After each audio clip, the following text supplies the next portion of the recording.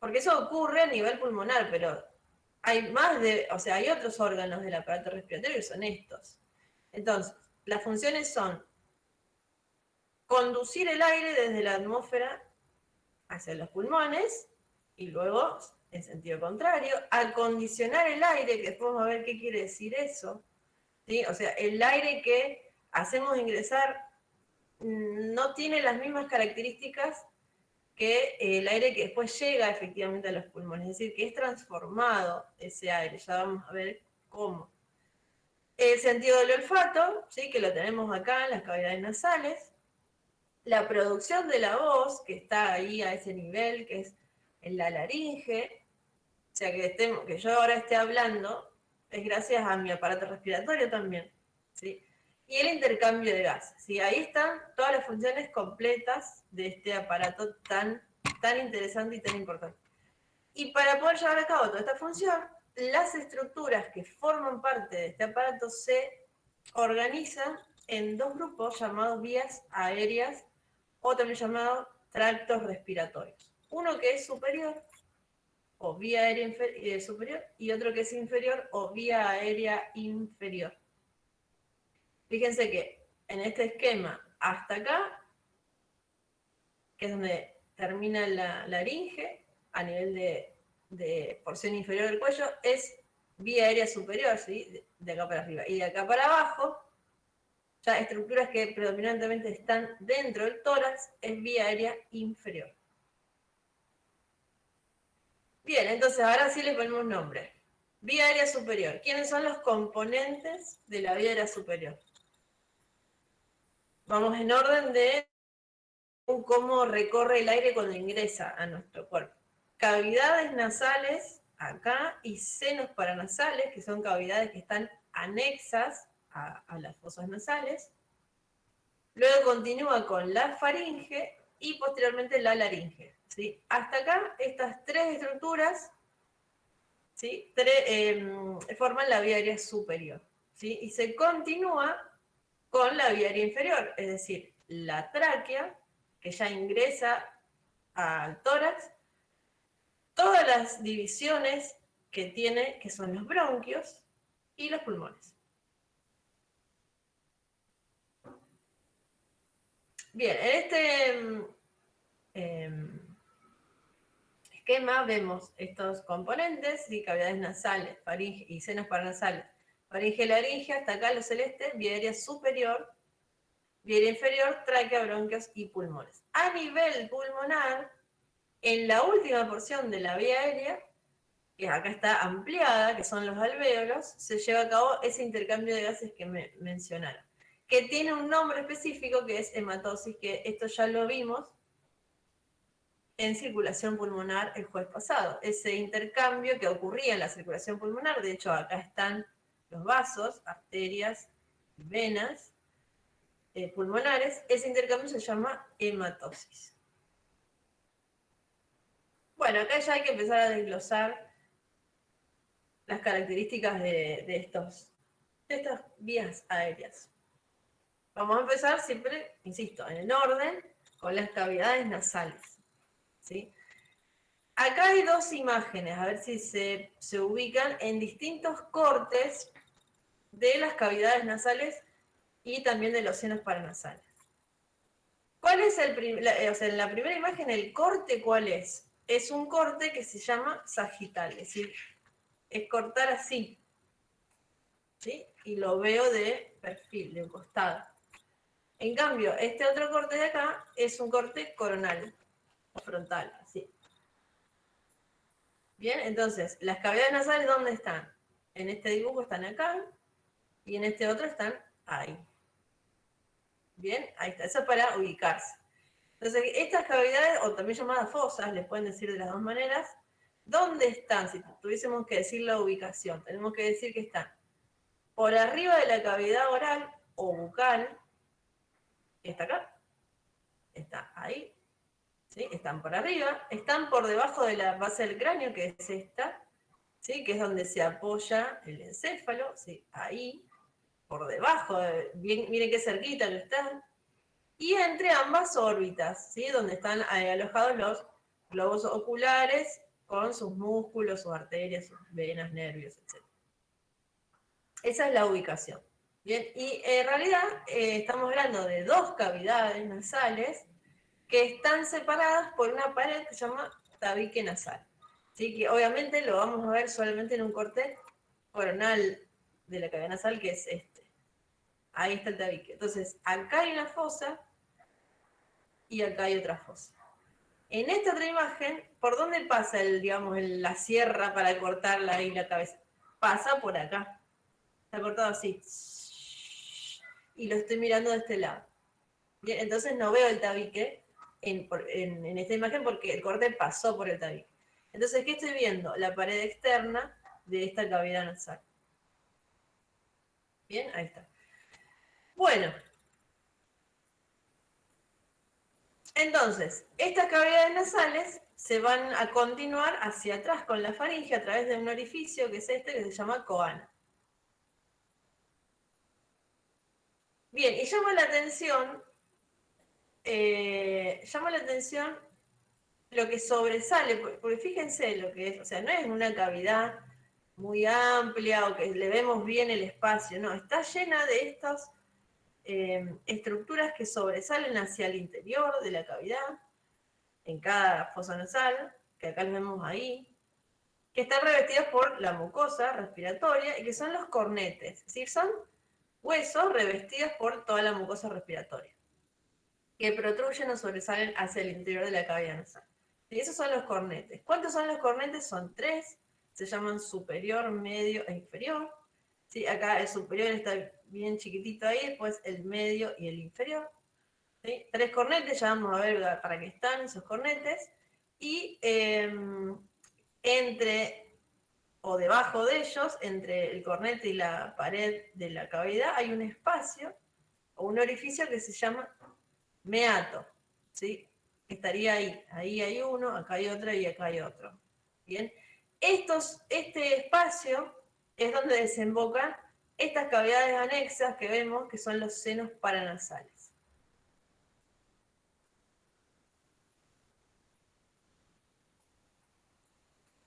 Bien, acá hay una imagen parecida a la que veíamos de la primera de la otra diapositiva, en corte sagital, para ver más ampliada los componentes. A ver, ¿cuál es la entrada a la cavidad nasal? Es el orificio, digamos lo que llamamos agujeros de la nariz, tiene un nombre específico. ¿Cuál es el nombre? Narina. ¿Sí? O sea que el orificio hacia adelante de las cavidades nasales se llama narina, y el orificio posterior, por donde el aire sale hacia la faringe, es la coana, en cada fosa nasal.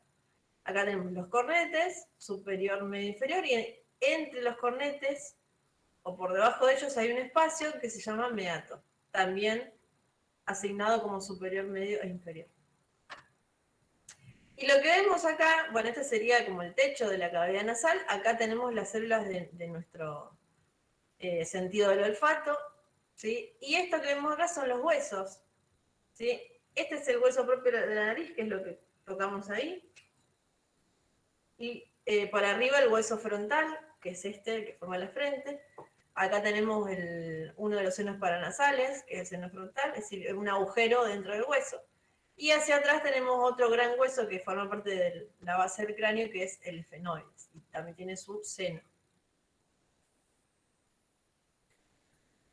Acá les decía, para que vean las células, o sea, en la pared superior del techo de las cavidades nasales, hay receptores olfatorios. Bien, ellos van a captar todas las partículas que ingresan con el aire, y gracias a esa estimulación se va a generar el sentido del olfato, ¿sí? Todos los nervios que se originen a partir de esos receptores van a atravesar unos orificios que hay en este hueso y van a llegar a formar esta estructura nerviosa que es el bulbo olfatorio. Acá ya estamos dentro del cráneo. Y en la imagen de corte coronal, más grande, ¿sí? Vemos ahí el tabique nasal. Acá hay una cavidad nasal, acá está la otra. O sea, esta es la derecha y esta es la izquierda. Los cornetes con el espacio entre ellos, que es el meato, cada meato. Bien. ¿Y estos senos qué son? Espacios llenos de aire, o si se quieren, a ver, lo quieren pensar como agujeros, pero bueno, tendrían que decir espacios llenos de aire, pero son agujeros, la verdad es eso. Dentro del espesor de determinados huesos del cráneo y de la cara. ¿Bien? Y esas cavidades están revestidas por mucosa. Bueno, entonces, ¿cómo vamos a nombrar estos senos? Los vamos a llamar en función del hueso donde esté ese espacio.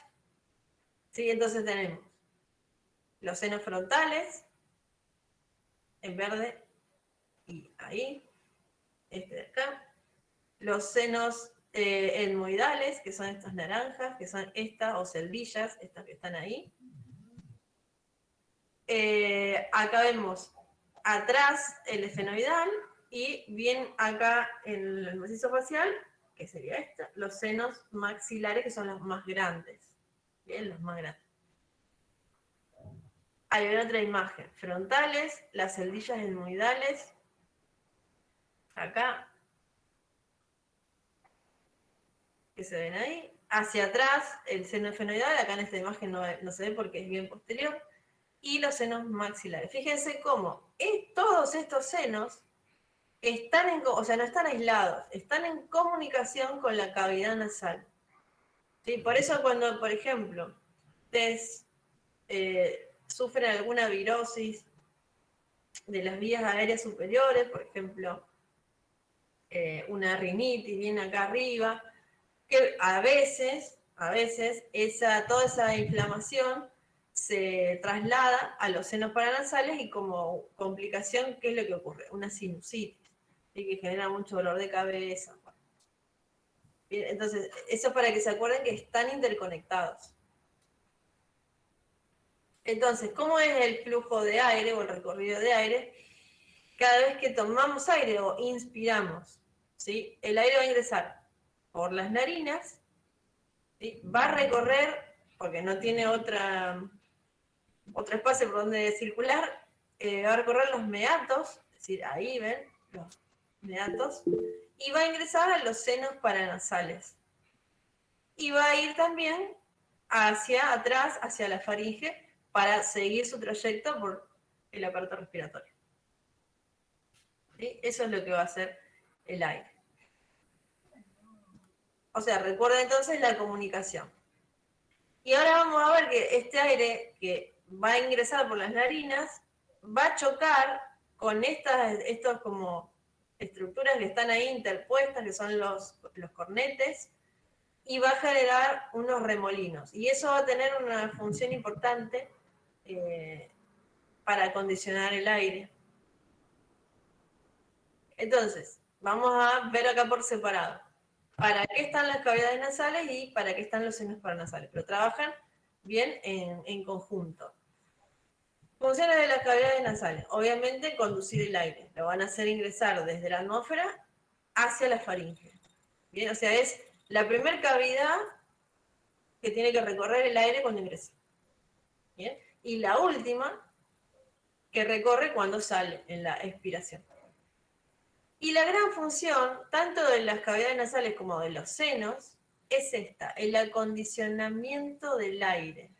Vieron que era una de las funciones que estaban en el listado de funciones del aparato respiratorio. Bueno, el acondicionamiento del aire es muy importante. El acondicionamiento del aire quiere decir preparar, transformar el aire que ingresa. Y eso abarca tres cosas que hay que hacer. Filtración, calentamiento y humidificación.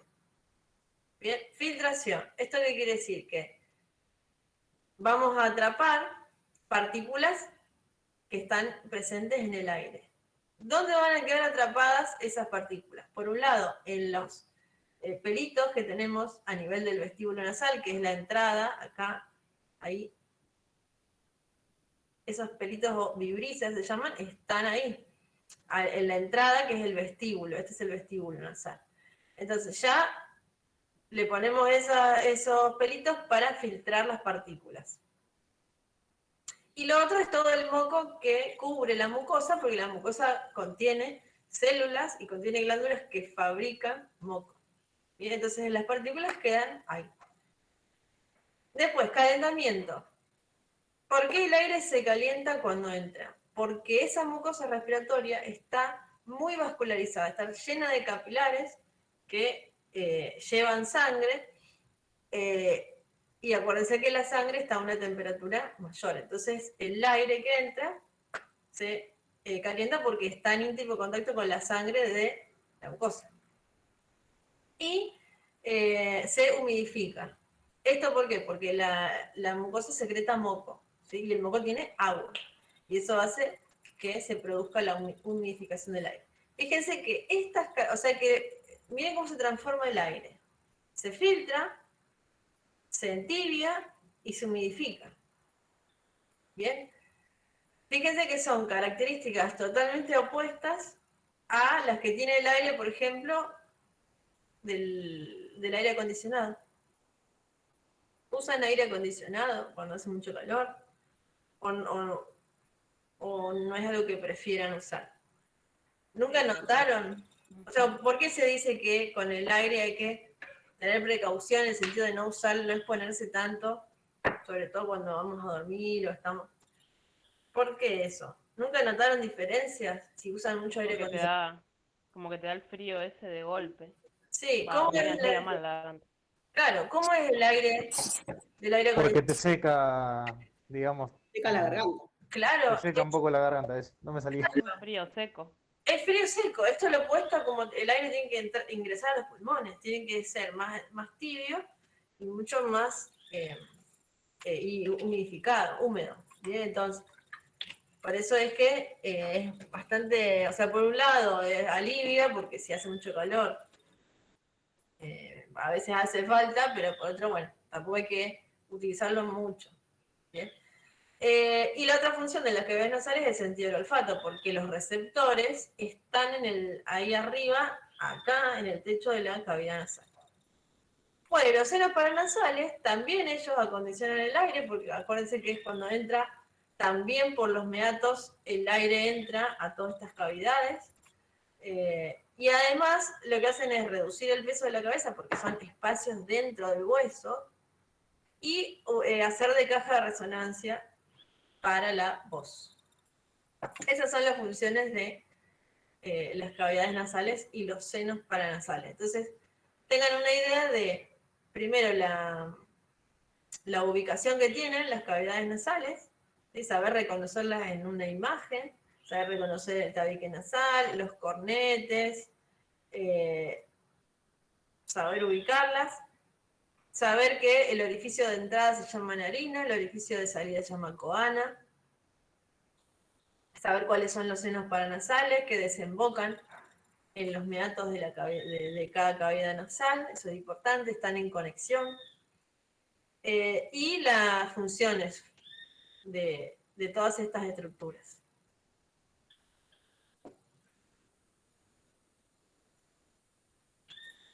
Bueno, el aire sigue hacia atrás. Ya ingresó, se acondicionó, ¿sí? Pasó por los meatos, los cornetes hicieron que el aire entable íntima relación con la mucosa, entonces se puede calentar, humidificar, se filtre, entró a los senos paranasales, sigue su viaje hacia atrás, se pasa las coanas e ingresa en el siguiente componente de la vía aérea superior, que es la faringe. La faringe es un conducto, como si fuera de esta forma de embudo, ¿sí? Porque es más ensanchado en su porción superior y mucho más angostito en su porción inferior. Y es un conducto que está, miren, por detrás de las cavidades nasales que están acá, por detrás de la cavidad bucal, que es esta es la lengua, este es el paladar duro, el paladar blando, y por detrás de esta estructura, que también es del aparato respiratorio, que es la laringe. Entonces, como está detrás de cada uno de esos tres componentes o estructuras, la faringe va a tener tres porciones, una relacionada con cada una de esas estructuras anatómicas. ¿Sí? La primera se va a llamar rinofaringe, o nasofaringe, o sea, fíjense, rino y naso hace referencia a la cavidad nasal. Entonces, esta es la porción que está detrás de la cavidad nasal, ¿sí? Y termina a nivel del paladar blando, ¿sí? Todo eso es la rinofaringe.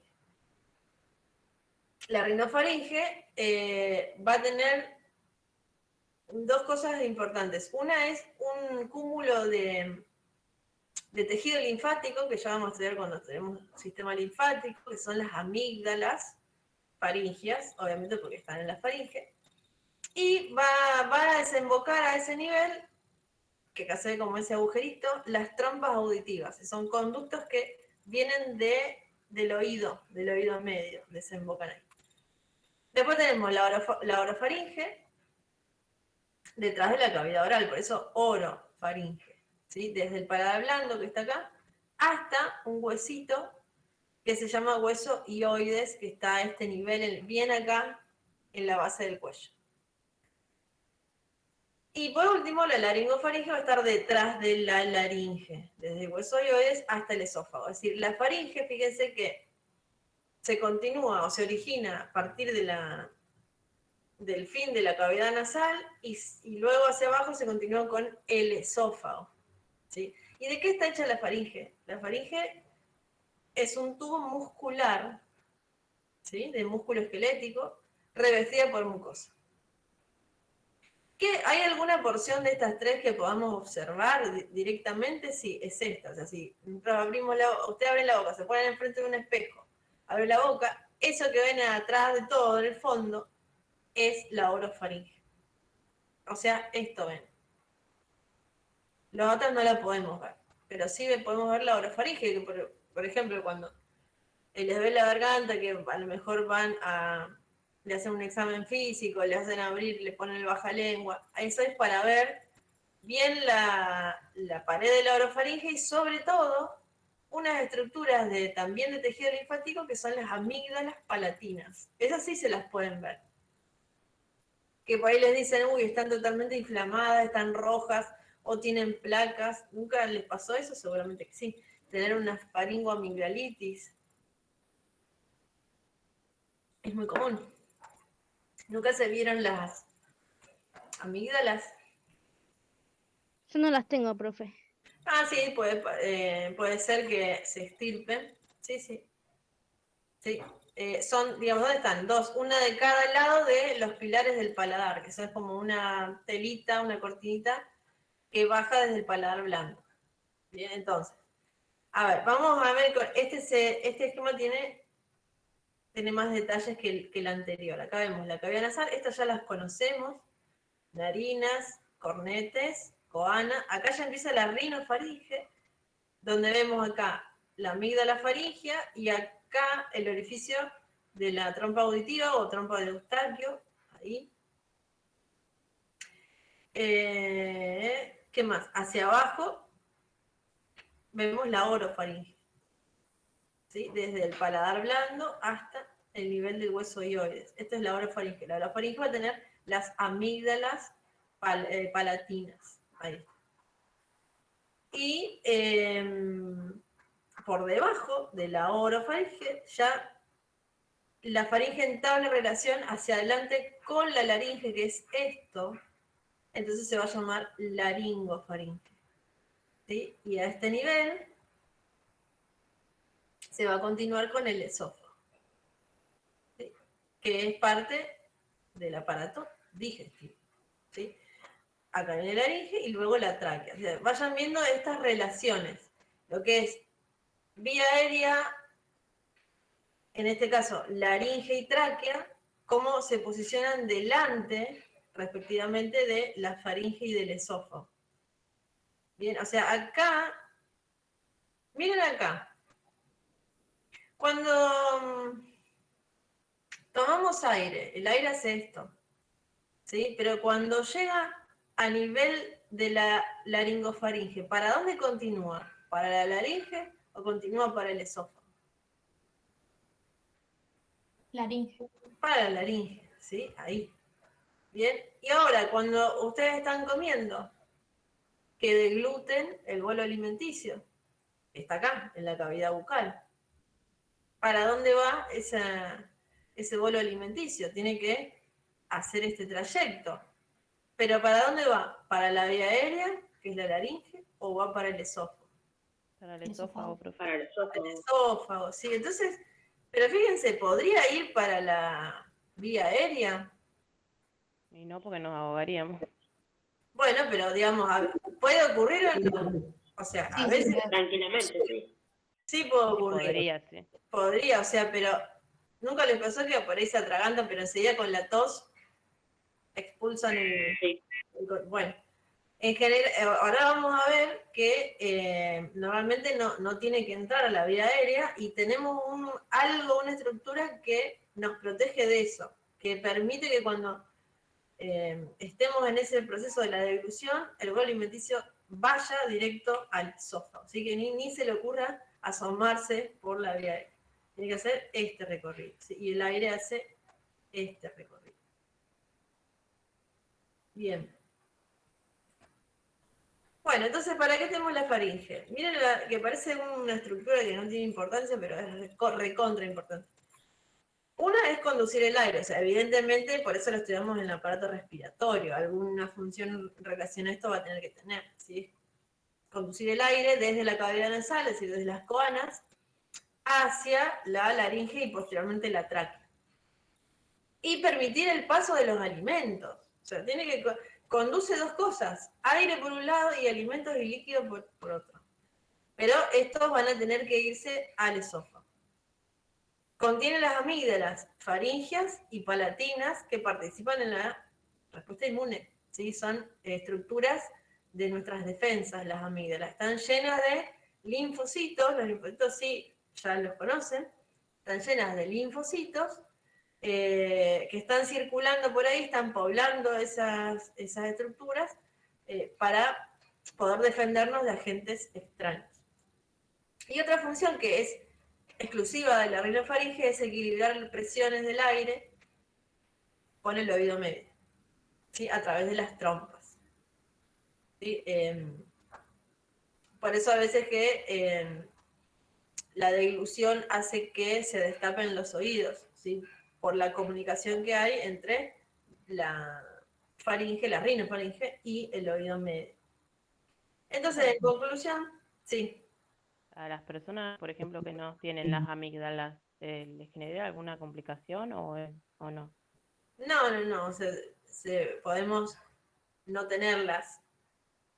Podemos no tenerlas y no pasa nada, es decir, porque no es que nos privamos de todo el sistema inmune, seguimos teniendo nuestro sistema inmune. Justo no vamos a tener ahí esas estructuras, pero después tenemos ganglios linfáticos, el vaso, tenemos otras estructuras. Y después además tenemos otras amígdalas que son estas, las amígdalas linguales, que están bien en la base de la lengua. O sea, tenemos 3 estructuras de tejido linfático bien estratégicamente ubicadas justo en la entrada de los sistemas, de los aparatos respiratorios y digestivos. Están ahí bien esperando. Pero no tiene consecuencias de gravedad para nada no tenerlas.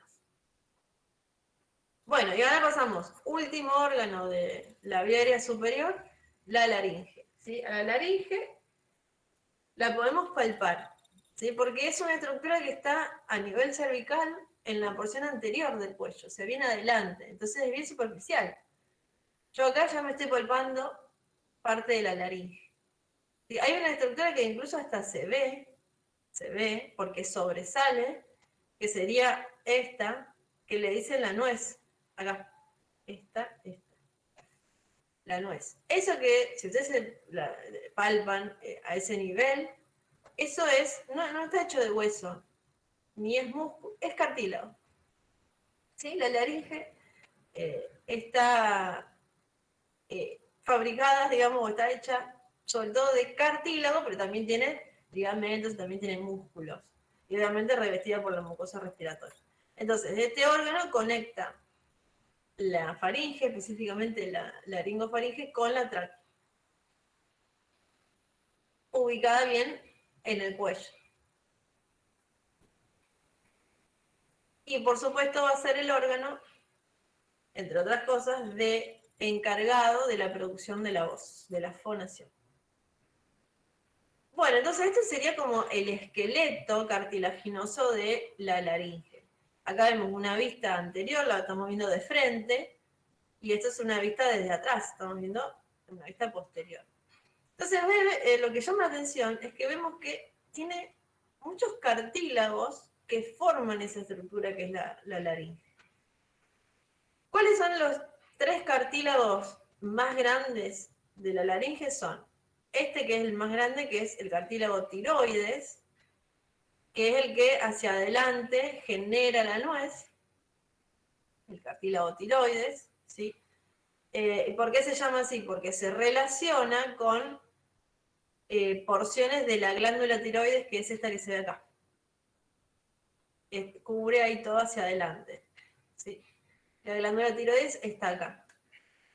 El otro cartílago que está debajo se llama cricoides, que es este, y acá en la porción posterior es este. Y el otro cartílago que acá se asoma hacia arriba, pero lo vemos bien en una vista posterior, es esto que parece una raqueta de tenis, que se llama epiglotis. Epiglotis. Esos son los 3 cartílagos más grandes, pero después tenemos otros como los aritenoides, los corniculados, los cuneiformes, que son más chiquititos, pero son importantes porque en ellos se van a insertar los músculos y los ligamentos que forman las cuerdas vocales. Acá en un corte sagital, vamos a ver, acá tenemos para ubicarnos la base de la lengua, este es el hueso hioides, que acá lo vemos ahí, viene en la base por debajo ahí de la lengua. Acá vemos el cartílago tiroides, que forma la nuez. Vemos acá, por un lado, el cartílago cricoides, que da toda la vuelta, es como un anillo, y termina acá. Y vemos la epiglotis. ¿Sí? Fíjense cómo la epiglotis, que es como que es el cartílago que más sobresale hacia arriba, como es el encargado de tapar, por decirlo de alguna manera, obliterar, mejor dicho, la entrada a la vía aérea cuando se produce la deglución. ¿Cómo se continúa la laringe? Con la tráquea, que está acá. Si vemos una vista, seguimos viendo una vista posterior. Esta es la epiglotis. Acá ya está todo cubierto por la mucosa, para que vean cómo es bien todo el conducto. Acá vemos unos repliegues, ¿sí? Unos repliegues que se llaman pliegues vestibulares o cuerdas vocales falsas, ahí, y otros repliegues que tienen ligamento y músculo, que son las cuerdas vocales o cuerdas vocales verdaderas, o pliegues vocales, que son estas. ¿Sí? Cuando el aire entonces pasa por acá, hace vibrar estas cuerdas y se produce la voz. Entre ambos pliegues ahí hay un espacio que se llaman ventrículos. ¿Sí? ¿Y cómo se llama el espacio que queda entre las cuerdas vocales? Se llama hendidura glótica. ¿Sí? Entonces, tanto las cuerdas vocales como la hendidura glótica forman, o sea, todo esto, una estructura llamada glotis. ¿Sí? Glotis. La glotis es entonces la estructura que se encarga de producir la voz. Es el aparato vocal de la laringe, es la glotis, ¿sí? Que incluye las cuerdas vocales y la hendidura entre ellas, que es la hendidura glótica. Por debajo ya tenemos la cavidad infraglótica, que ya se va a continuar con la tráquea. Acá ya empieza la tráquea. Este es el primer cartílago de la tráquea. Bien, entonces ahí está. En el aire hace siempre esto, y cuando llega a este nivel, que es la glotis, hace vibrar las cuerdas vocales. Fíjense acá, ahora después vamos a ver un video, porque a lo mejor esto digamos son capturas de una imagen de laringoscopía. ¿Alguien se hizo una laringoscopía alguna vez? No es un estudio que se pide frecuentemente, pero sobre todo se los van a pedir si tienen que, por ejemplo, trabajar con la voz. Al personal docente se le pide siempre como parte de la evaluación, locutores, o a veces cuando ya hay algún síntoma a ese nivel, pero nunca nadie se hizo una. No, Laringoscopía. Bien. Laringoscopía. ¿Es la que pasa un tubito por la nariz, profe? Sí. Y va hasta la laringe. Sí, a mí me hicieron antes de la operación de sinusitis, puede ser. Bueno, y ahí se ve una imagen como esta. Sí, ahora les voy a mostrar la imagen bien para que vean cómo se mueven las cuerdas vocales. Esto que está arriba en realidad es una imagen esquemática de esto. Esto es lo real en realidad. Entonces, para que se ubiquen en esta imagen, esto es así. Esto que está acá es la lengua. O sea que acá es la parte de adelante y esto es posterior.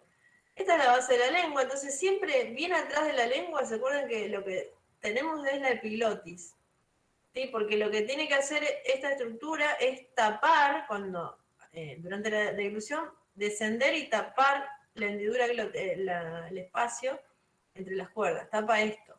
¿Sí? Porque acá vemos las cuerdas vocales y el espacio entre ambas, que es la hendidura glótica.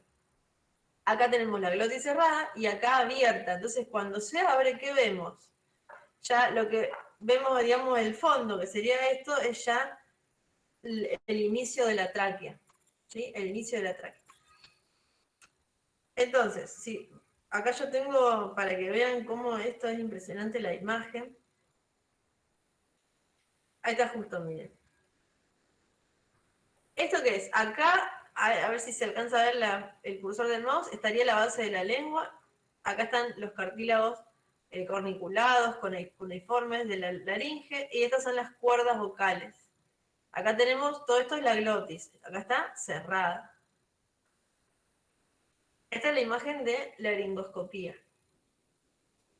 Y esta es la epiglotis, ahí, ¿ven? Ahí está. Cerrada, abierta. Y ahí, al fondo, la tráquea. Toda la vía aérea inferior, allá. Fíjense que se notan los relieves de los cartílagos traqueales. Epiglotis y cuerdas vocales. Impresionante. Ahora, ¿cómo funciona esto? Ya después vamos a ver otra imagen. Esta sería una vista, otra vez, de corte sagital. Lo que estábamos viendo recién, que era esto. Veíamos la glotis, o sea, alcanzábamos a ver la epiglotis y veíamos acá, porque la camarita enfoca ahí. ¿Sí? Bien, entonces, la idea de que ustedes sepan es que la epiglotis, la función que tiene es impedir la entrada de los líquidos y los alimentos a la vía aérea y asegurar que continúen hacia el esófago. ¿Sí? Eso hace la epiglotis. Fíjense, esto hay que verlo con una imagen en movimiento, es genial. De hecho, encontré dos que me parecieron muy interesantes para que vean cómo funciona esto, es increíble.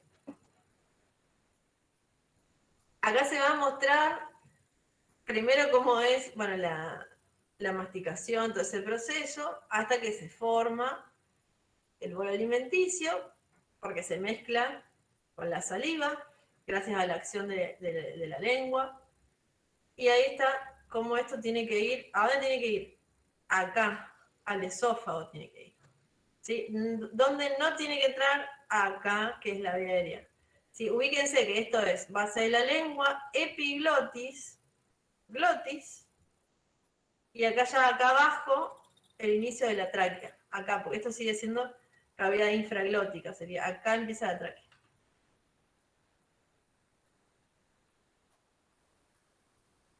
Ahí desciende, listo, se fue para el esófago, no pasó absolutamente nada. Esto es genial, yo no me canso de ver esto. Lo voy a poner unas veces más y ya está. Pero es increíble. Todo el tiempo que estamos deglutiendo pasa esto. ¿Sí? La epiglottis hace eso. Y fíjense cómo acá encontré otro. Este es distinto, a ver si se ve. Esta es diferente. Porque está como visto, no, está como en tridimensión. El otro era una imagen bidimensional. Ahí está, bolo alimenticio, base de la lengua. Esta quién es epiglotis, este es paladar blando, paladar duro, acá arriba las cavidades nasales. Esto del cartílago acá. Cricoides, acá ya viene la tráquea. Ahí la epiglotis desciende, clink, tapa la entrada a la vía aérea y asegura que clink siga por el esófago.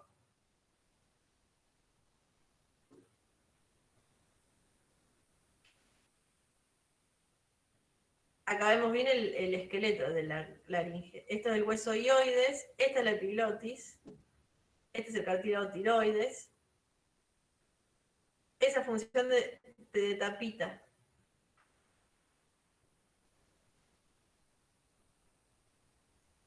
Si hay algo que osa ingresar a la vía aérea, que puede ocurrir, se desencadena el mecanismo de la tos, que es un reflejo, y expulsamos trin, por la boca.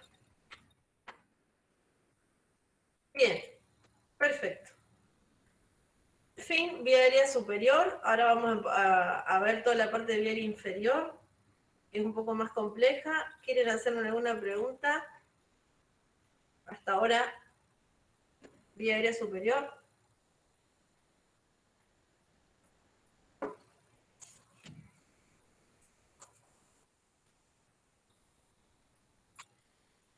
¿No? ¿Nada? ¿Seguimos? No, pero Bueno, bien. Vía aérea inferior. Vía aérea inferior. A ver. Primero, recordemos cuáles eran los componentes, y los grandes componentes. Tráquea, bronquios y pulmones.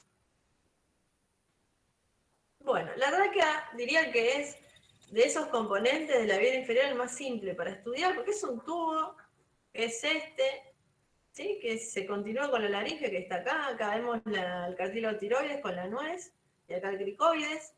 Ahí termina la laringe, se continúa con la tráquea. ¿Sí? Y luego, ¿cómo termina? Dividiéndose en dos bronquios, que se llaman bronquios primarios. Uno para cada pulmón. ¿Sí? Bronquio primario derecho, este bien cortito, y este más largo, el izquierdo.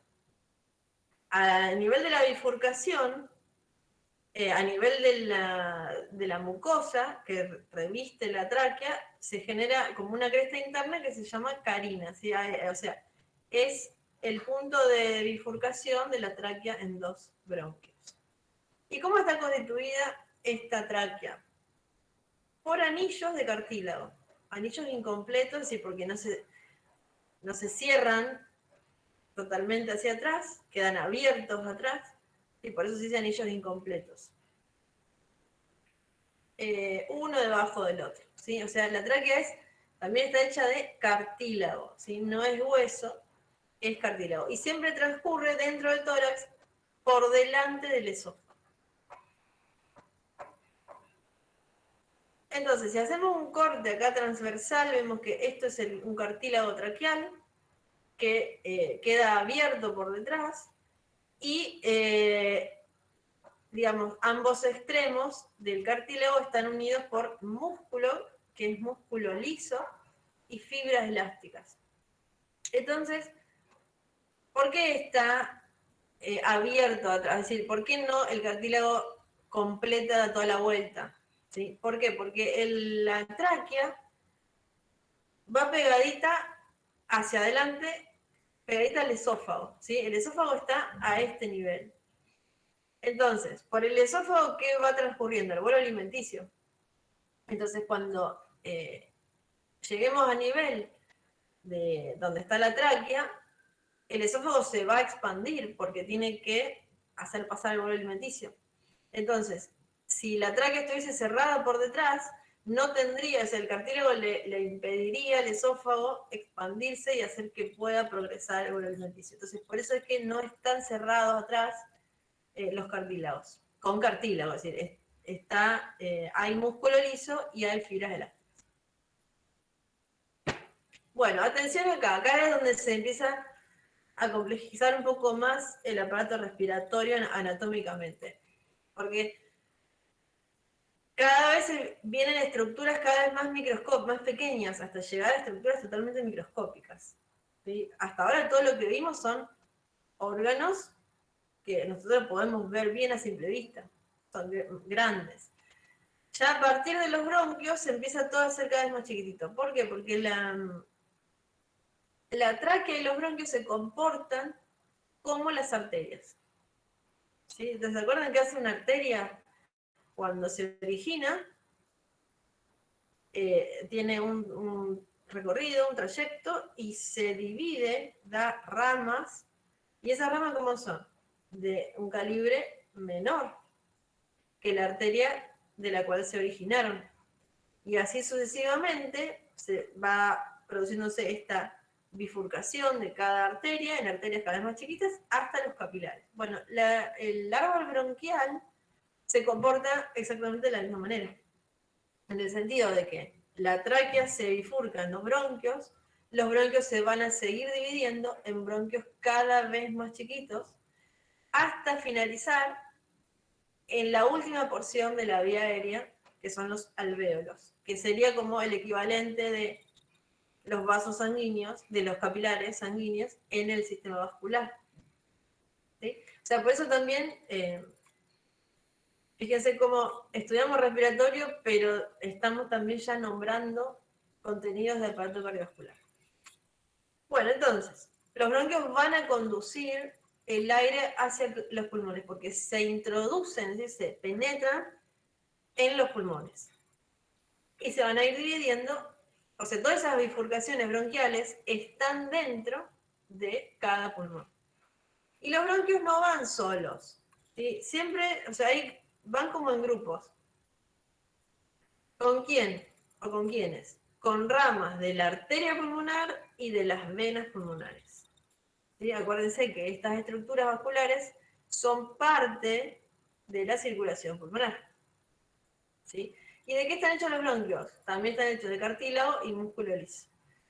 Bueno, hay distintos tipos de bronquios, que ya vamos a ver, que diría que lo vemos directamente, se los muestro en esta diapositiva, para que puedan visualizar.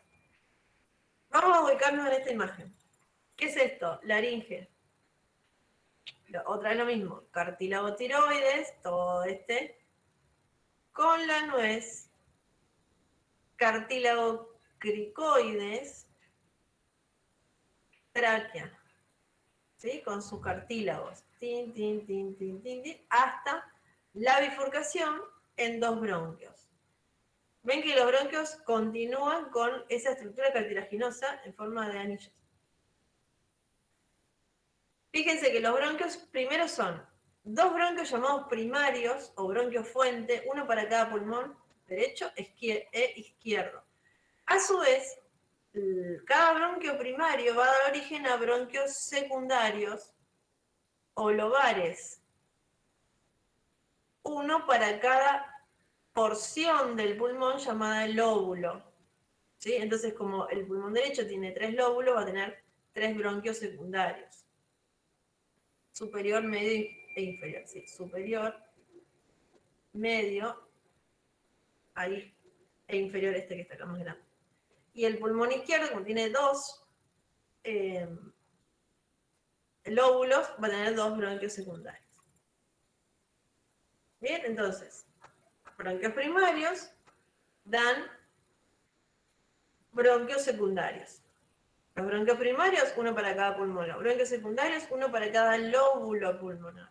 Y los bronquios secundarios originan bronquios terciarios o segmentarios, uno para cada segmento del pulmón, es decir, porciones más chiquititas dentro de cada lóbulo pulmonar.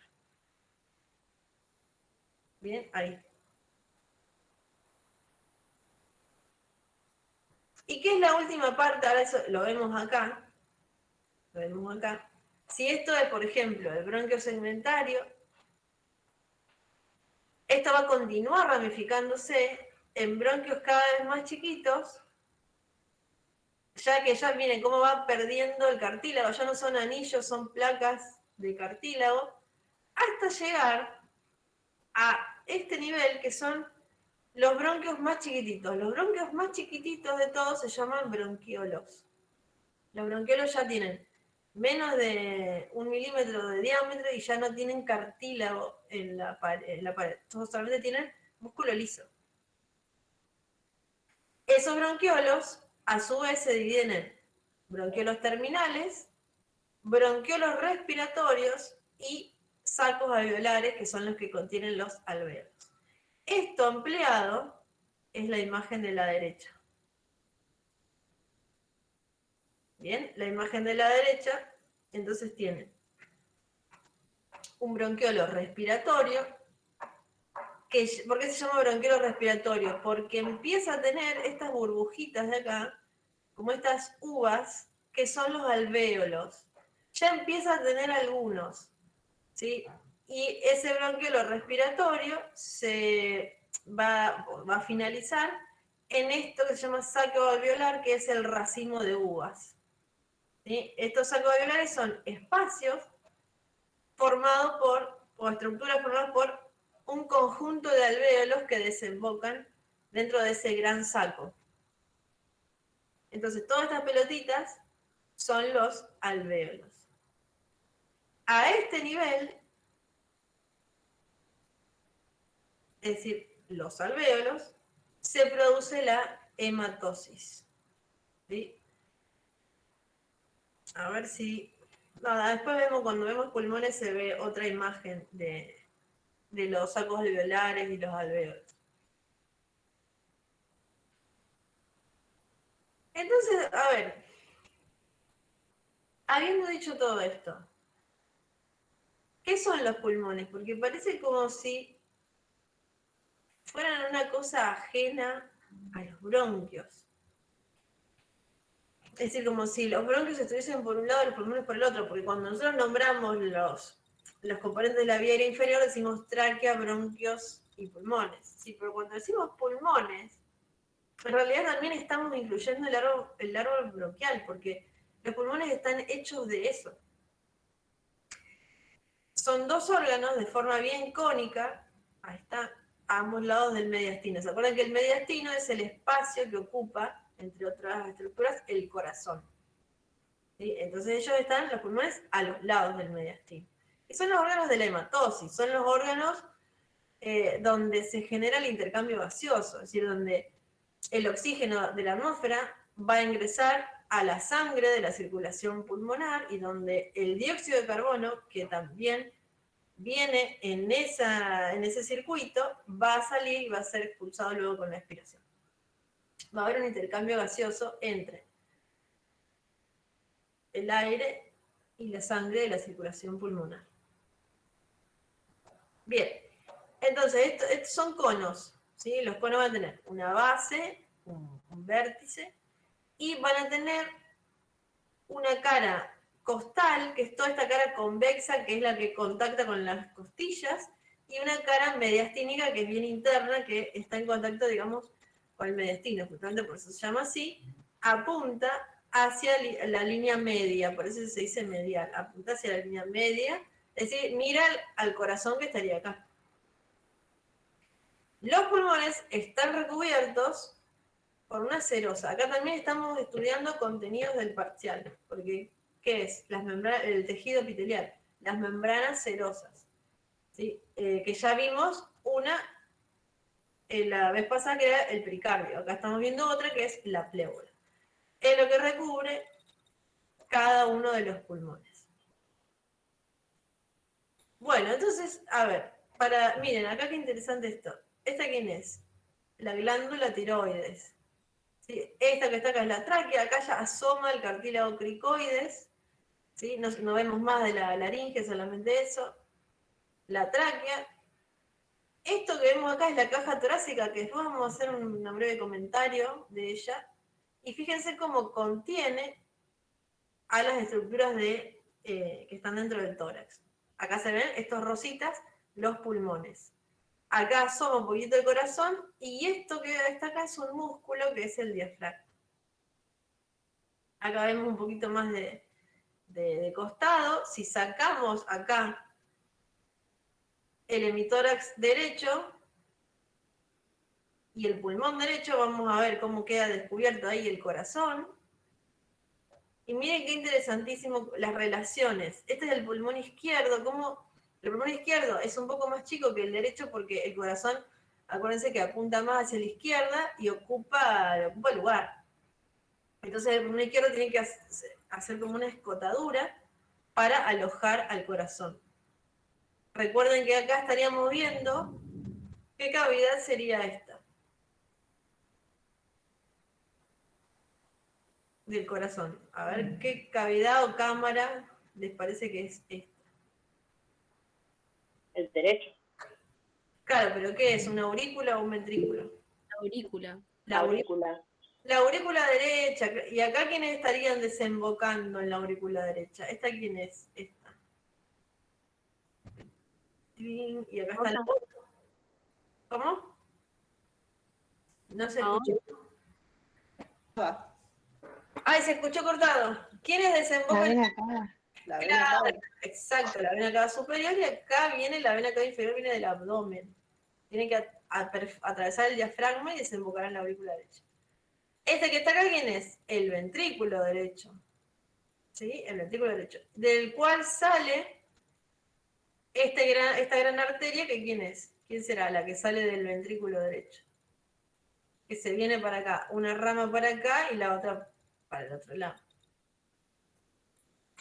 Arteria que sale del ventrículo derecho. Chan, chan. Ahora hay que hacer memoria acá.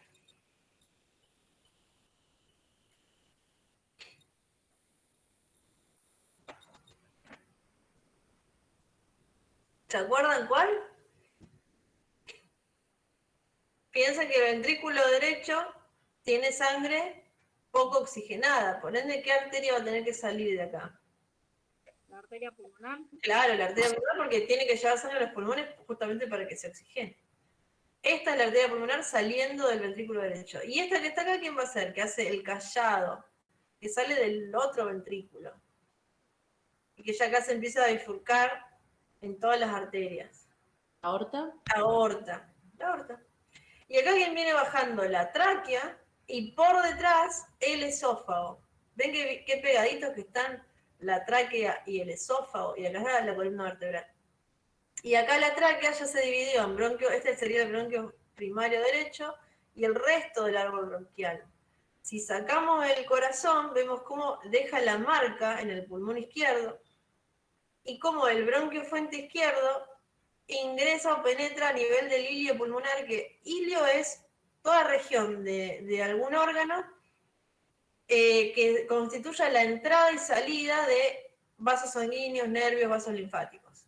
¿Sí? Entonces, este es el ilio del pulmón izquierdo. Por acá entran ramas de la arteria pulmonar, ramas de los bronquios, y van saliendo las venas pulmonares, entran nervios, vasos linfáticos, etc. ¿Sí? El ilio. Y acá, ¿quién sigue para abajo? El esófago. Tiene que perforar el diafragma para ingresar en el abdomen y desembocar en el estómago. Ahí está. Bueno, entonces si vemos ahora los pulmones más en detalle, vemos que cada pulmón tiene unas cisuras, que son como unos surcos, que se llaman cisuras, menor y mayor. Entonces, para el pulmón derecho, que tiene las dos cisuras, queda dividido en 3 lóbulos, superior, medio e inferior. Por eso tiene cada bronquio, o sea, el bronquio primario derecho tiene 3 bronquios secundarios, uno para cada lóbulo pulmonar. En cambio, el pulmón izquierdo, que es más, o sea, tiene menos volumen porque el corazón está dejando esta gran escotadura, tiene una sola cisura y por ende 2 grandes lóbulos, superior e inferior. Y esta es la base de cada pulmón, que se apoya sobre el diafragma. Y estos son los vértices pulmonares. Entonces, acá vemos la cara costal del pulmón derecho, ¿sí? Como tiene la cesura menor y la cesura mayor, u horizontal y oblicua, exactamente lo mismo. Toda esta es la cara externa, es decir, la que acá está en contacto con la caja torácica, las costillas. Y esto es lo mismo, pero del pulmón izquierdo, que tiene dos lóbulos, superior e inferior. Y esto es darlos vuelta y ver la cara interna, que es la que apunta hacia el mediastino. Y tiene el ilio. Ven que el ilio presenta la entrada de bronquio primario, rama de la arteria pulmonar y de las venas pulmonares, tanto en un pulmón como en el otro.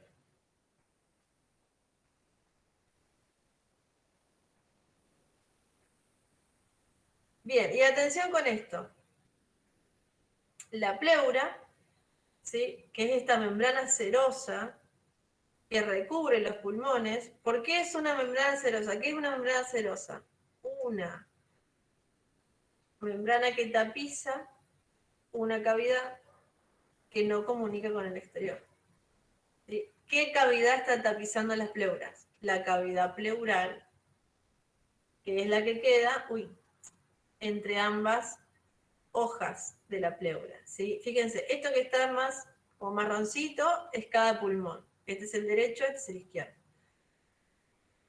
Cada pulmón está revestido por una porción de la pleura, que es la pleura visceral, que es como el papel film. Es el equivalente al epicardio o el pericardio visceral. Es el papel film que envuelve el pulmón. Y luego tenemos una segunda capa que reviste, que es la pleura parietal, está tapizando el interior de la caja torácica. ¿Sí? O sea, está en contacto, o sea, adherida a la pared del tórax, es decir, las costillas y el diafragma. Entonces, entre ambas hojas, ¿qué queda delimitado? La cavidad pleural. ¿Bien? Esto es importante porque los pulmones constantemente durante el ciclo respiratorio están expandiéndose y contrayéndose o achicándose. Entonces, este líquido que hay acá reduce la fricción que puede haber entre el film y la otra bolsita durante esos movimientos. Es importante que haya esa pequeña cantidad de líquido. Bueno, y atención con esto, porque esto es algo clave que si lo comprendemos hoy, después el jueves que viene entendemos mucho mejor la fisiología, es decir, lo que va a ocurrir a ese nivel. Estamos hablando de los alvéolos, ¿sí? Los alvéolos, la última porción de la vía aérea. Están a nivel, o digamos, se originan de la ramificación última del árbol bronquial. ¿Bien? Bueno, entonces, son pequeños espacios aéreos que están formados por una pared muy delgada en íntimo contacto con los capilares de la circulación menor o pulmonar. Bien, es decir, entra en contacto íntimo con los alvéolos los capilares pulmonares. Bien, es decir, que se originan de las arteriolas pulmonares, que son estas celestes que ven acá, y a partir de los cuales se van a originar las vénulas pulmonares que en última instancia van a terminar constituyendo las 4 venas pulmonares, ¿sí? Que van a desembocar en la aurícula izquierda.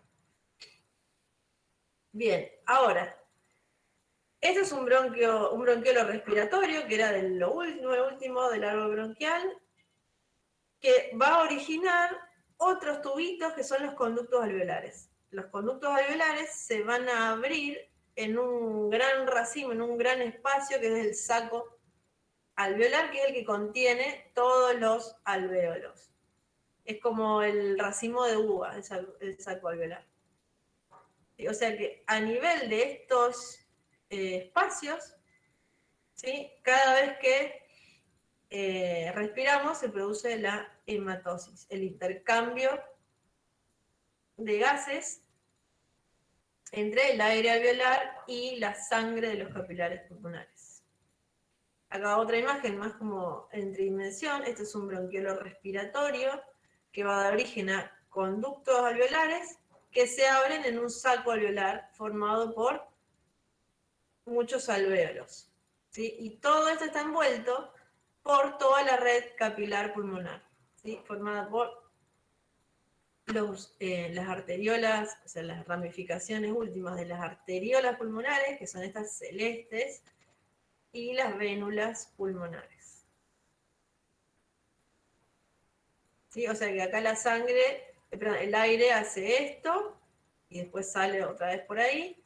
La sangre arterial pulmonar tiene este sentido de circulación y luego vuelve por las venas pulmonares ya oxigenada. ¿Sí? Por eso acá arterias es en celeste y venas es en rojo. Bueno, miren la cantidad de alvéolos que tienen los pulmones. ¿Qué hay acá en el fondo de esta diapositiva? Una cancha de tenis. ¿Por qué hay una cancha de tenis acá?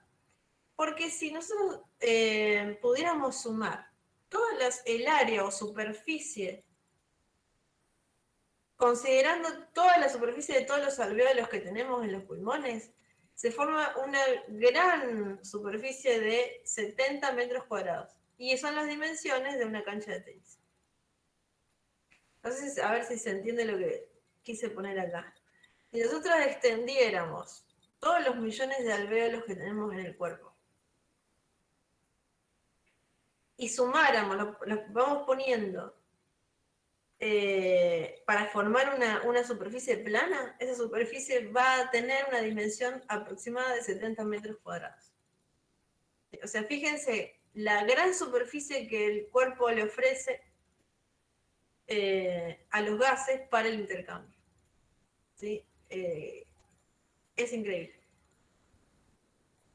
Bueno, pero atención porque esto todavía acá no finalizamos el estudio de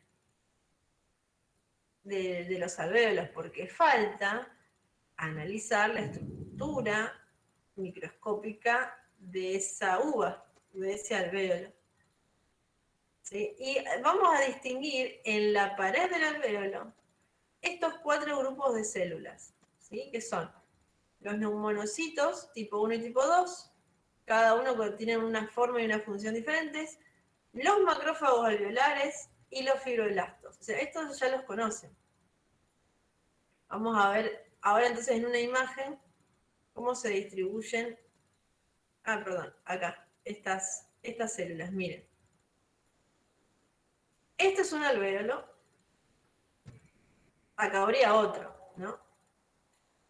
Entonces, fíjense cómo el alvéolo tiene una pared muy delgada, y la pared del alvéolo es esto, porque esto ya es un capilar pulmonar, lleno de eritrocitos. Ahí, la pared.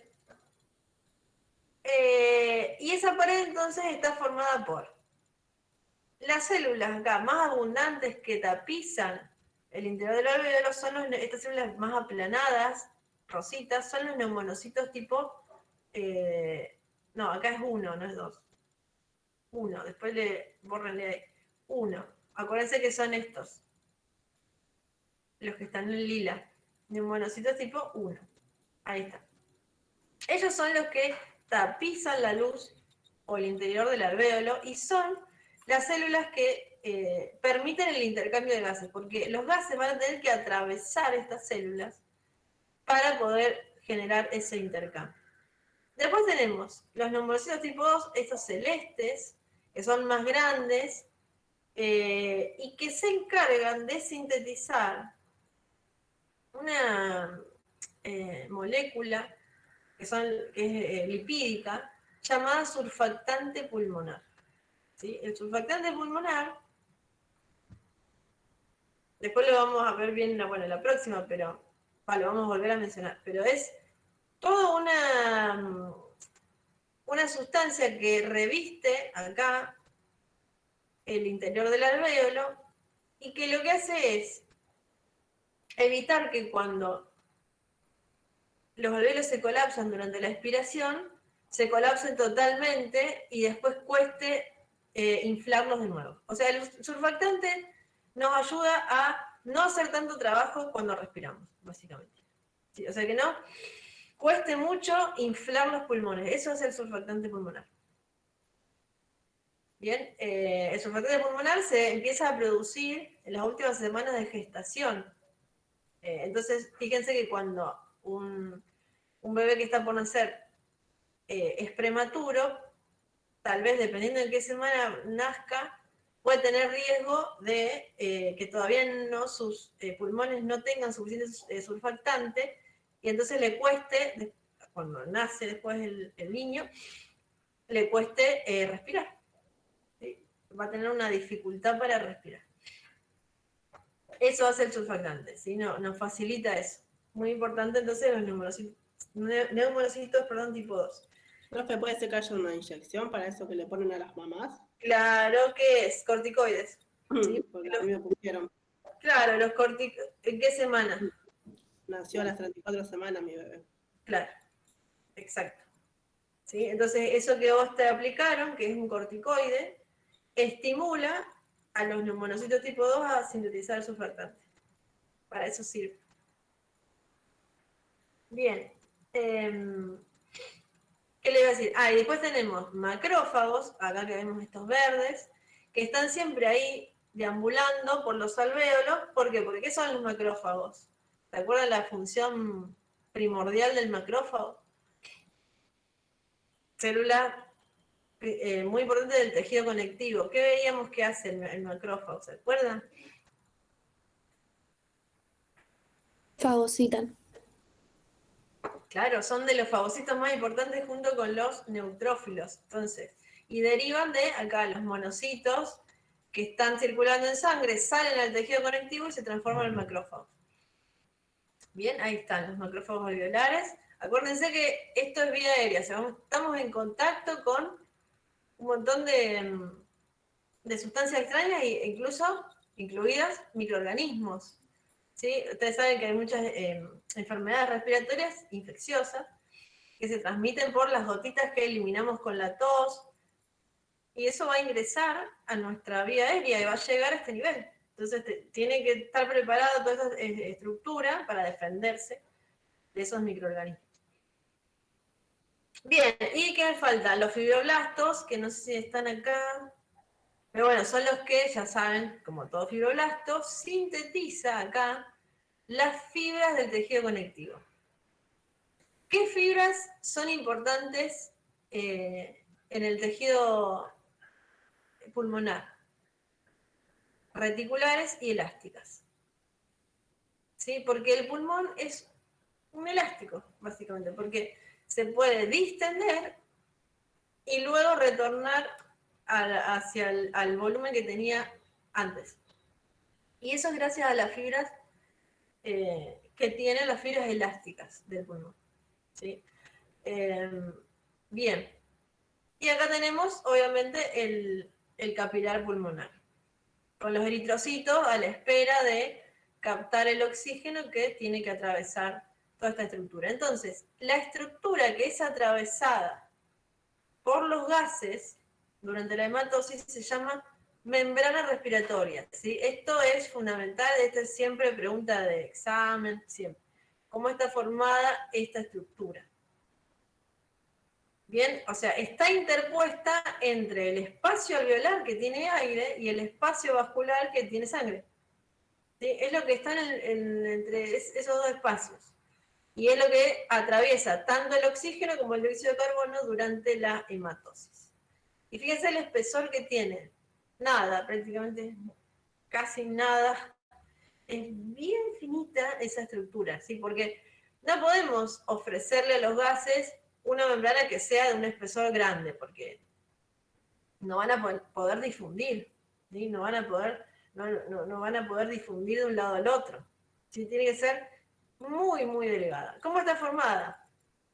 desde el alvéolo hacia el capilar está formada por, acá, el neumonocito tipo 1, ¿sí? Con su membrana basal, porque esto es el epitelio que reviste el alvéolo. El espacio intersticial, que es ínfimo, la membrana basal del capilar y el endotelio del capilar. Esas estructuras son las que tienen que atravesar constantemente oxígeno y dióxido de carbono. ¿Sí? Por eso cuando, por ejemplo, hay una, neumonía, que es una infección de los pulmones, o hay un edema pulmonar, el espacio que hay, que es el espacio intersticial, aumenta de tamaño. Entonces, en esas circunstancias, ya sea en una neumonía o en un edema pulmonar, ¿cuál va a ser la complicación más temida? Que el paciente no pueda oxigenar bien y no pueda eliminar el dióxido de carbono. Bien, porque está comprometida su membrana respiratoria. Está alterada, está más engrosada. Bien, y acá vemos un resumen de lo que es el árbol bronquial, desde la tráquea hasta los sacos alveolares y alvéolos. ¿Sí? Tráquea, bronquios primarios, bronquios secundarios, bronquios terciarios, luego va a bronquiolos, hasta los bronquiolos terminales. Todo esto es lo que se llama vía aérea de conducción, porque la única función que cumple es que el aire pase, conducir el aire, por eso el nombre. A partir de los bronquiolos respiratorios, donde empiezan ya a ver algunos alvéolos, hasta los alvéolos propiamente dichos, es la vía aérea de intercambio o respiratorio, porque acá ya empieza a haber hematosis. Es decir, considerando desde la cavidad nasal hasta los alvéolos, no toda la vía aérea es una vía aérea de intercambio gaseoso. Solamente el intercambio ocurre a nivel más distal a partir de los bronquiolos respiratorios. Por eso decimos, y esto estamos adentro de los pulmones, o sea, por eso decimos que los pulmones son los órganos de la hematosis, ¿sí? Del intercambio. Bien, esto lo voy a saltear. Vamos primero, porque esto es algo muy simple que quiero ver, pero si hay alguna pregunta hasta ahora de vía aérea inferior.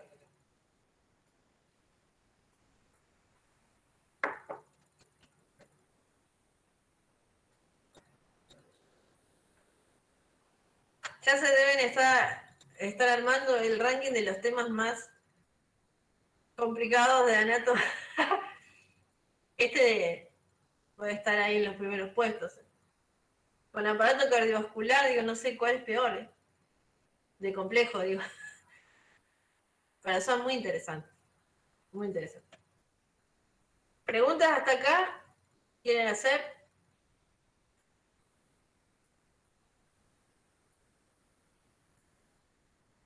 Bueno. Esto que yo voy a mostrar ahora, ¿por qué decidí incluirlo en la clase de hoy? Porque tiene mucha relación con el aparato respiratorio y con la mecánica de la respiración que vamos a tener que estudiar en fisiología, ¿sí? En la clase próxima.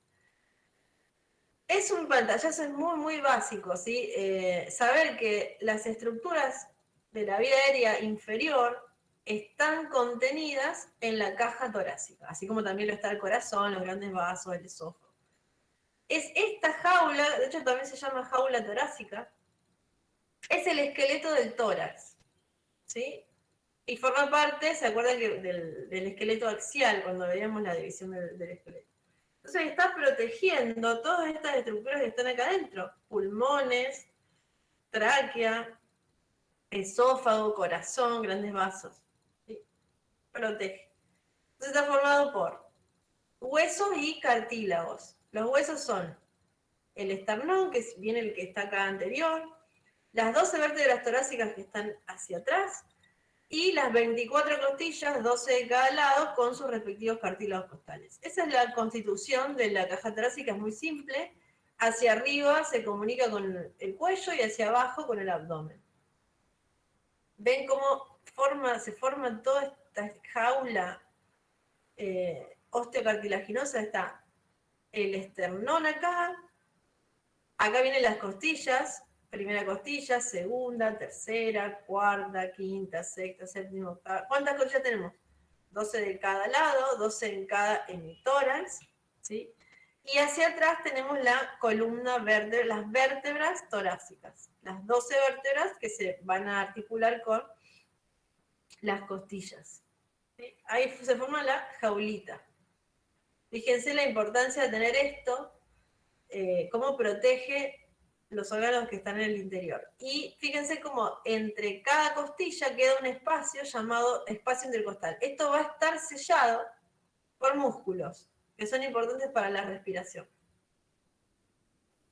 Miren acá, esto es una vista más inferior y anterior de la caja torácica. Este es el esternón, con las costillas, que hacia atrás se van a articular, con las vértebras, y cómo protege no solo órganos que están dentro del tórax, como los pulmones, el corazón, los grandes vasos, la tráquea, el esófago, sino también cómo protege ciertos órganos que ya están en la cavidad abdominal, porque acá está el diafragma, que es la divisoria entre tórax y abdomen, como ser parte del hígado, que está acá, parte del estómago, parte del vaso que está bien ahí escondido debajo del diafragma. ¿Sí? O sea que no solo es, porque ven que llega más abajo, no solo protege órganos intratorácicos, sino algunos intraabdominales también. Bueno, y acá para ver bien los componentes, para que se ubiquen, este es el esternón, las costillas con sus cartílagos y las vértebras torácicas. Acá lo vemos desde atrás y acá desde un costado.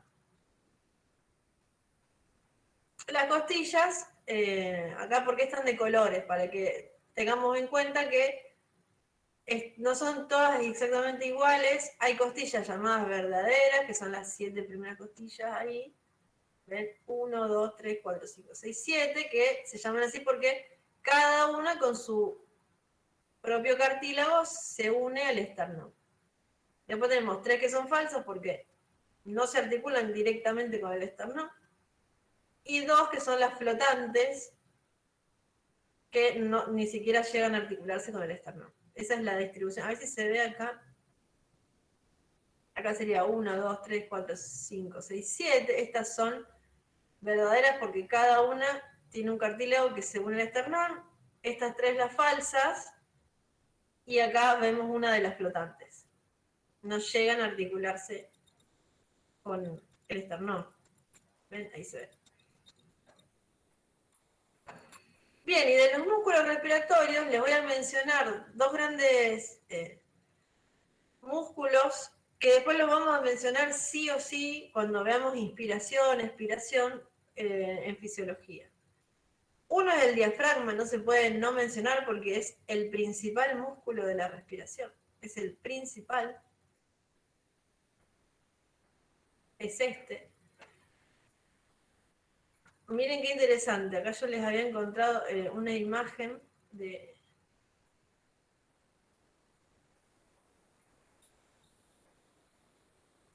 el diafragma, para que vean, miren cómo se dispone. Parece como una cúpula, tiene forma de cúpula, que se inserta todo en el borde inferior de la caja torácica. ¿Ven? Entonces forma el piso del tórax y el techito del abdomen. Y vean cómo está ahí. Tiene agujeros. ¿Por qué? Porque hay estructuras que tienen que atravesar el tórax para dirigirse al abdomen o el abdomen para subir al tórax. Ejemplo, la aorta, la vena cava inferior, el esófago, nervios, otros vasos sanguíneos, tienen que ir de un lado al otro. ¿Sí? Entonces tiene esos agujeritos. Acá es para que vean las distintas en tridimensión vistas del diafragma para que se den una idea de cómo está dispuesto este músculo. Porque por ahí, si no vemos la imagen, es difícil entenderlo, o sea, dónde está. ¿Sí? Porque es un músculo bastante particular. Está todo unido al borde inferior de la caja torácica. y hace esa cúpula, ¿sí? Hace esa cúpula. Recuerden que cuando vemos la ubicación del corazón, el corazón está apoyado sobre el diafragma. A ver, se ve ahí de perfil, ven, estaría ahí apoyadito. El diafragma entonces es el principal músculo de la respiración. Si entendemos bien cómo está al menos dispuesto el diafragma, después cuando estudiamos la fase de la respiración, claro, ahí como que cierra todo, entendemos por qué expandimos el tórax cuando inspiramos, por ejemplo. ¿Sí? O sea, el diafragma es el músculo que en este momento estamos usando para inspirar. Estamos usando el diafragma. Bien, y acá fíjense cómo esta imagen me pareció muy interesante. Si lo vemos en acción al diafragma, igual, bueno, esto es también tema de la clase que viene, pero miren.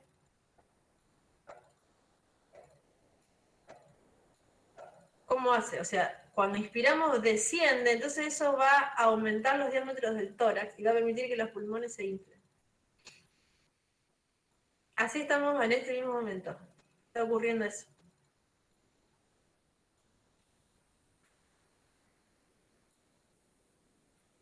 Obviamente que acá tuvimos que extirpar el esternón, los cartílagos costales, para poder visualizar bien al corazón, a los pulmones. Esta es la aorta. Y así, esto es para... Yo les voy a dejar todos estos videos para que después lo puedan ver si les interesa.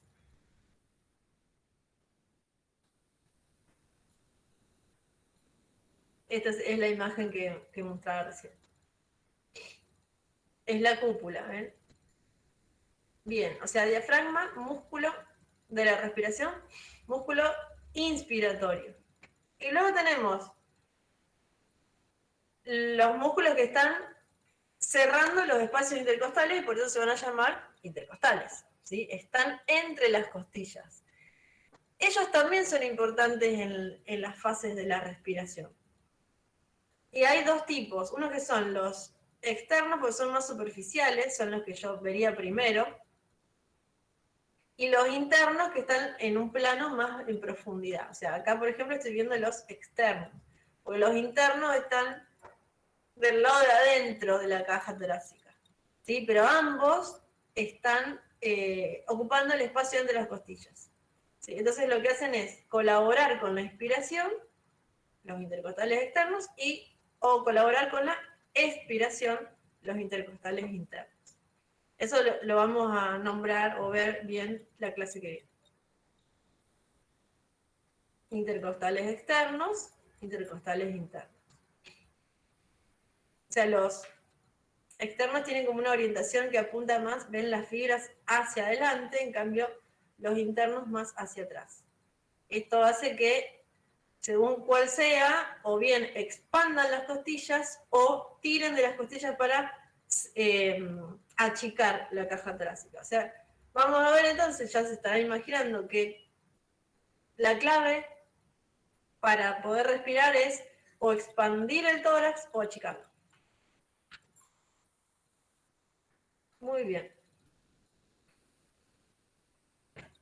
Eso es todo entonces. La clase que viene vamos a ver de la fisiología respiratoria, que es lo que más nos interesa, lo que es la ventilación, el intercambio gaseoso, el transporte de gases, todo eso, de eso trata, les voy adelantando un poquito, la fisiología respiratoria. Y está, insisto, íntimamente relacionada con aparato cardiovascular y con sangre. Ahí se juntan estos tres grandes temas, ahí. Que son, diría, uno de los más importantes que tienen que ustedes que estudiar en esta materia. Entonces, por eso les digo que la clase que viene también indirectamente es un repaso de sangre y es un repaso de aparato cardiovascular. Va a ser un repaso de esos contenidos también, así que puede servir si ustedes, bueno, no sé si van a estar ¿O van a rendir? Ah, no, van a rendir. ¿No van a venir a la clase? Porque rinden después de esta clase. Me acabo de dar cuenta. Hay dos grupos. Ah, porque encima tienen que ir al instituto. Como que creo que llegaríamos, pero hasta ahí. Va yo a las 6, elegí el horario de las 6, pero hay otros Claro chicos que entran van a temprano. Claro, al primer turno sería 4:30, 4:20. Claro, 4:20 el primer no turno. sé cómo harían.